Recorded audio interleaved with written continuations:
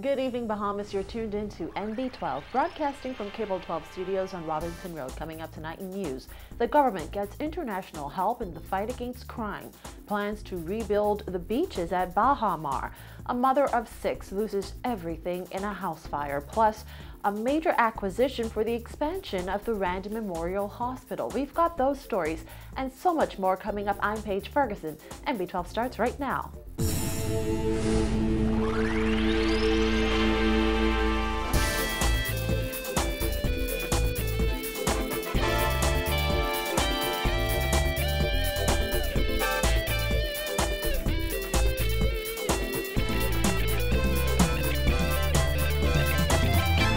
Welcome once again to NB12. With crime and gang violence high on the list of Bahamians' concerns today, the government commenced talks with former New York City Police Chief William Bratton at police headquarters. This is the beginning of what Bratton and Commissioner of Police ELLISON GREENSLADE called an ongoing dialogue. KRISTINA McNeil has the details on what this means for the current crime-fighting initiatives in the Bahamas and the Commissioner's crime-fighting plan. After high-level meetings between former police chief and risk consultant William Bratton and members of the cabinet and police force today, officials insist that today's meetings are not an admission of failure in crime-fighting initiatives.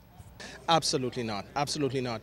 If you were to look at my policing plan for 2010, you'll see embedded in that plan the very same position, that we have to build capacity, we have to look at centers of excellence, we need to look at best practices. And this is business and economics known as comparative advantage. And wherever we find that in the world, we use it. I'm really pleased, as I said earlier, to receive a dear friend. Commissioner Bratton is just here as an abstract, someone at a distance. He is someone that I know. We have decided that we are going to use all available resources to assist in the fight against crime. That we have provided all of the resources that the police have required, including additional manpower, and you'll see an additional 90 recruits come on in a week or two. Commissioner of Police ELLISON GREENSLADE and Minister of National Security TURNQUEST say today's meetings are just another part of the Royal Bahamas Police Force's ongoing crime-fighting initiatives. Bratton's law enforcement history spans 40 years, during which he helped New York Mayor Rudolph Giuliani implement a no-tolerance policy to ensure that petty crime does not lead to an overall escalation of criminal behavior. He has also made contributions to solving crime issues in Los Angeles and Boston.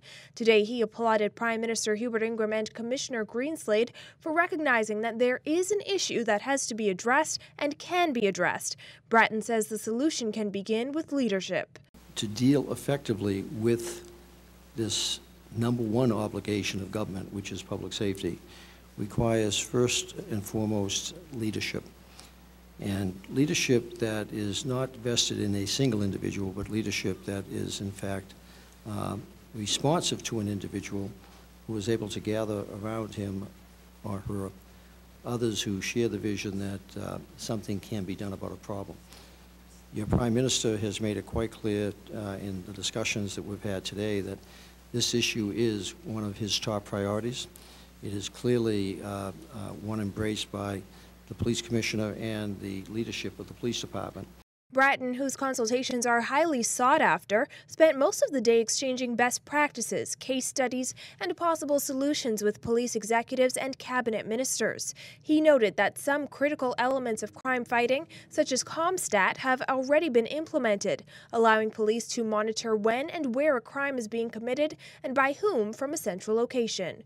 And if you're wondering just how much today's meetings are costing Bahamian taxpayers, the Prime Minister says it's absolutely free of charge. We've been very fortunate in that a resident of the Bahamas who has access to Mr. Bratton was able to coerce him to come to the Bahamas at a cost, flown in by private jet, flying out by private jet, without any charge on the public purse of the Bahamas. We want to thank that resident very much. The Prime Minister indicated that he is more concerned about fighting crime than the impression some will get from bringing in an international consultant. He says he will soon make public how the RBPF will use some of the strategies outlined today. I'm going to have a discussion with the Minister of National Security and the High Command of the Force subsequent to today.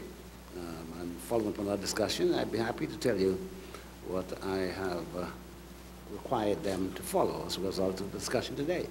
Reporting for NB12, I'm KRISTINA McNeil. Well, just as Cursor International restored Montague Beach and the government transformed Saunders Beach, Bahamar is spending millions of dollars to expand and restore the stretch of beach behind its Cable Beach properties. This pricey project is in keeping with the developer's plan to turn Cable Beach into the new Bahamian Riviera. Vonique Toot took a tour of the beach site today. She has this report. See those two towers? Well, Bahamar will demolish them before the end of this year as part of its beach restoration project.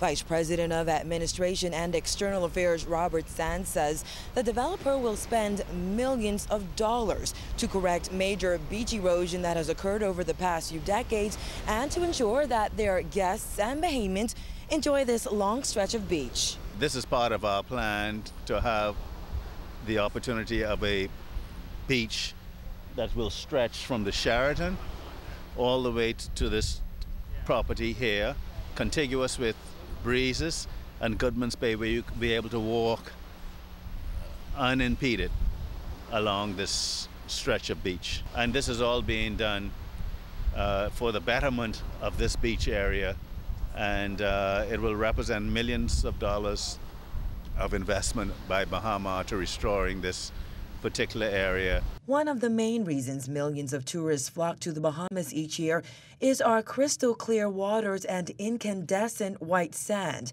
At its property, Bahamar hopes to restore that natural beauty that once captivated tourists in the early 1970s. Another cool feature of this multi-million-dollar project is sand will stretch almost as far out as those white lines. Sand says the project will be carried out in 3 phases. The first phase that we are implementing is a surge protection wall, which will basically be done to protect the beach on the northern side of the property. Boulders will go in front of it, and then we will have breakwaters as the third phase so that the beach can grow. Similar to what you witness at the Sheraton at the moment. That's what's taking place at Montague, will be taking place at Saunders Beach. The first phase is expected to take about 3 months and will cost Bahamar more than $3 million. The second phase will take 6 to 9 months to complete. These chain-link fences have been temporarily erected to restrict beachgoers from this area during construction. However, Sands made it clear that locals and visitors will not be denied access. Well, the access is being maintained.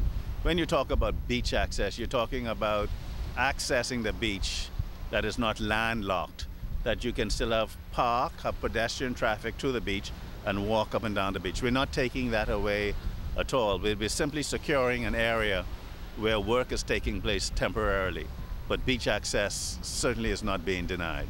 This multi-million-dollar beach restoration project will be complete in 9 to 12 months.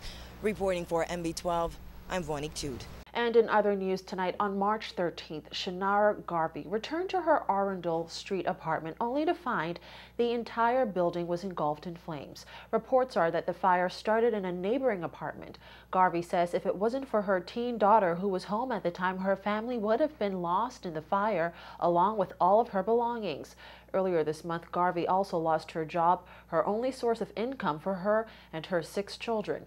Garvey and the kids now live out of a motel room until they can get back on their feet, but Garvey admits it's been a constant struggle. It's been a disaster because me and my children had nowhere to go. We went to social service. They put us in the hotel for 1 week. I mean, I appreciate it, but it just wasn't enough. I had to go to the Prime Minister's office just to get assistance for them to extend the week.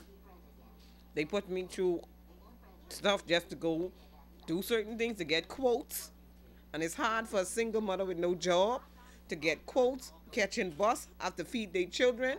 I don't have no fridge, no stove, no microwave, nothing in here. Well, with uniforms and identification documents destroyed in the fire, Garvey says her children have not returned to school since then. As a mother, she says she has been faced with tough decisions and will soon be facing another one when her extended stay at the Colony Club comes to an end. I have, like I said, I have twins. Even if it's assistance to help me get tickets to get my children, I have an American daughter. back to the States because it's really hard for me now. And after Thursday, I have nowhere to go. The only option I know now to do is to go out there and try hustle to get it back.